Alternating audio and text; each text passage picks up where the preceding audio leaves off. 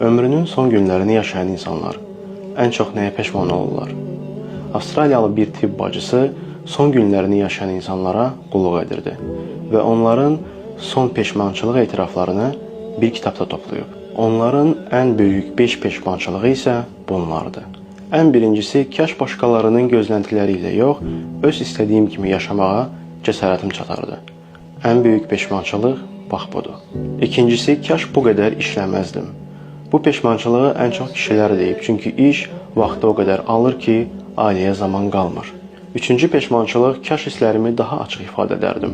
Hər şey yaxşı olsun deyə susmaq münasibətləri öldürürmüş. Dördüncü peşmançılıq, kaş dostlarımla əlaqəni kəsməzdim. Ömrünün sonunda insan pulları yox, dostlarını istəyir. Beşinci peşmançılıq isə mənə görə çox ağırdır. Kaş özümə xoşbəxt olmağa icazə verərdim.